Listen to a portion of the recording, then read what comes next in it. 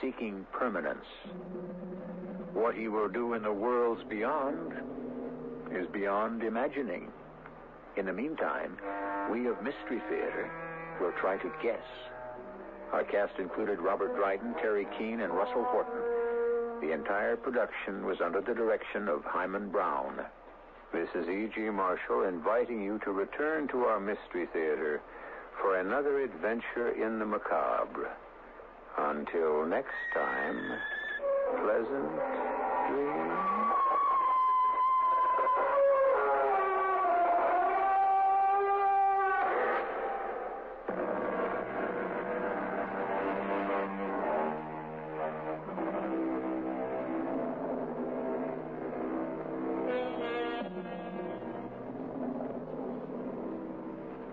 This is the voice of the Rocky Mountain West. Radio 85, KOA, Denver.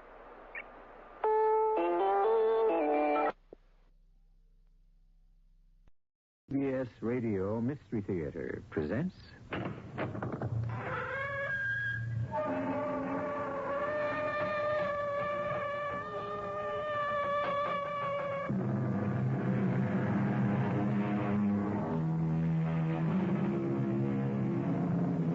Come in.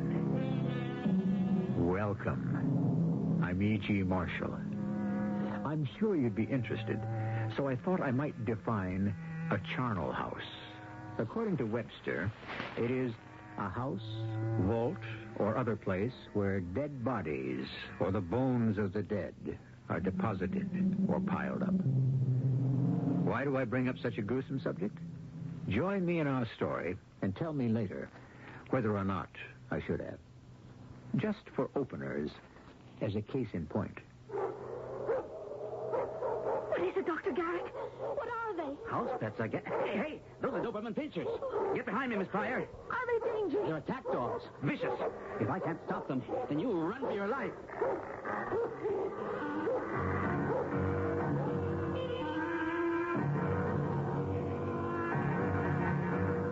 Our mystery drama, The Charnel House, was written especially for the Mystery Theater by Ian Martin and stars Roberta Maxwell. I'll be back shortly with Act One.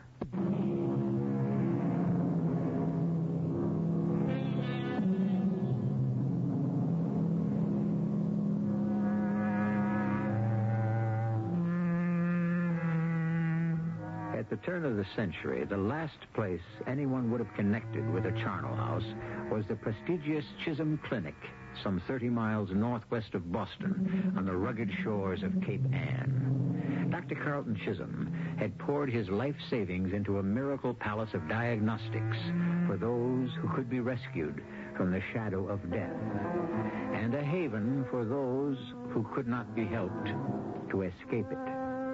But dark shadows lurked behind the bright promise, as Jane Pryor is about to discover. By the time I got off the train at Marblehead and into the Hackney carriage, I was exhausted.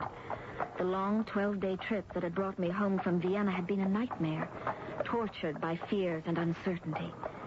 Now that I was on the final lap, the last thing I wanted to do was to make conversation. In all the rush, I didn't get a chance to introduce myself. I'm Dr. Stephen Garrick. How do you do? May I ask your name, Miss... it is Miss, isn't it? Yes, it is. Miss Jane Pryor. Oh.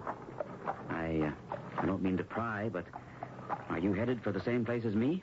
I don't know. I don't know where you're headed. Oh. Well, I thought from the fact I was a doctor... I'm going to the Chisholm Clinic. So am I. You work there? No. Well, you certainly can't be a patient. I'm going to visit my father. He's a patient there. Oh, good. I'm sorry he's a patient, of course. What I meant was, if you visit there often, I thought I could ask you a couple of things about it. I'm just about to start there. It's all new to me. I'm afraid it's just as new to me, too, Dr. Garrick. Oh? Your father just took ill recently? No. He's been a patient at the clinic for a little over a year now. I didn't mean to upset you, Miss Pryor. I only hope that there isn't anything for me to be upset about. I sure hope so, too. What's the nature of your father's illness?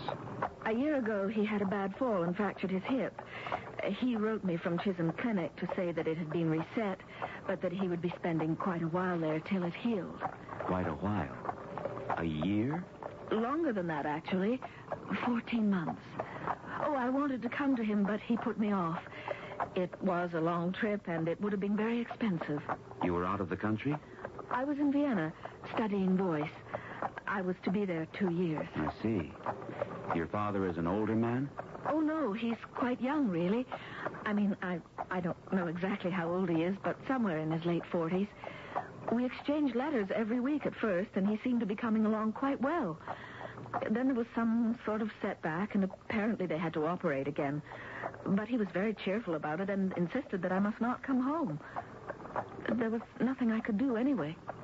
Certainly with the reputation that Chisholm Clinic has, he was under the best of care. I knew that.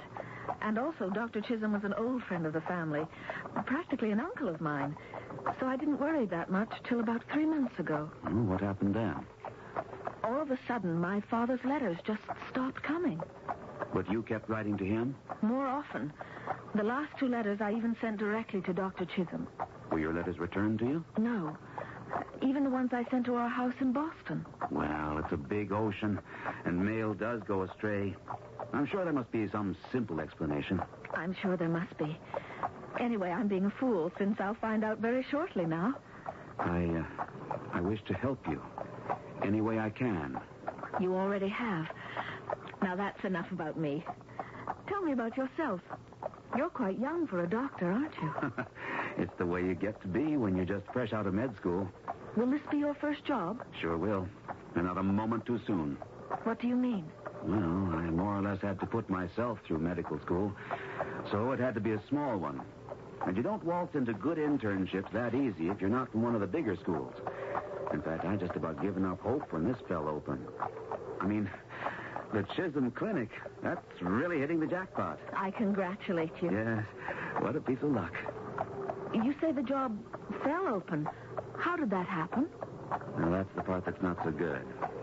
The guy they had was in his 2nd year. He was carrying around a virulent culture in a test tube, and somehow it slipped, and in trying to catch it, he cut his hand and got it infected. Is he very ill? Not anymore. He got blood poisoning through his whole system and died of it 2 days ago.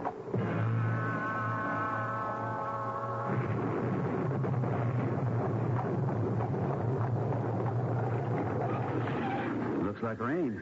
Do you have luggage? Just this small bag. I can manage it. Let me help you down. Thank you. You're welcome.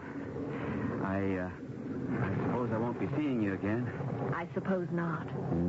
Will you be going back to Boston tonight? I don't know. That depends on how I find my father. I hope you find him in the best of health. I'd just like to say, if I can ever be of any help... I'm sure I can manage everything now. I don't think you understand. I'm not trying to take advantage of a chance acquaintanceship.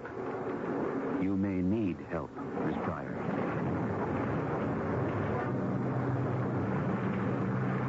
I had scarcely reached the cover of the portico before the rain came. Since I was sheltered, I hesitated before ringing the bell.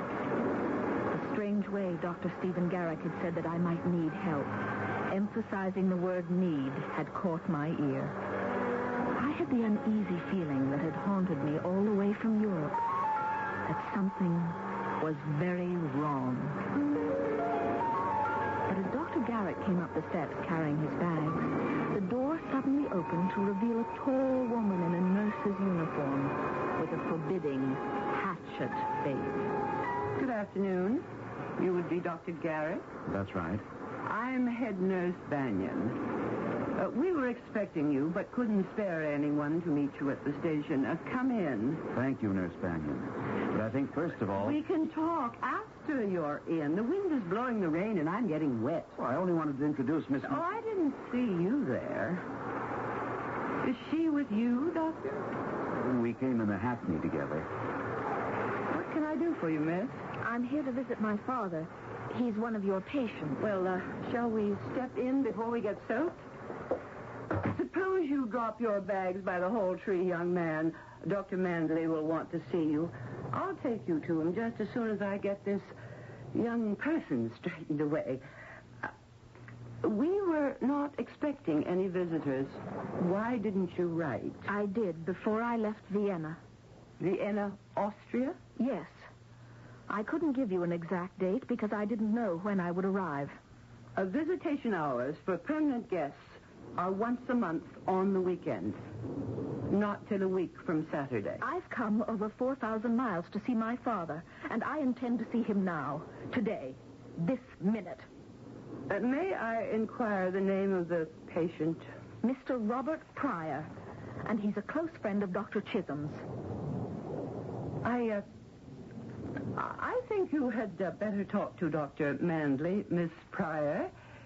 You'll have to wait, Dr. Garrick. That's all right. I don't mind. I don't want to talk to anyone else but my father. Well, of course.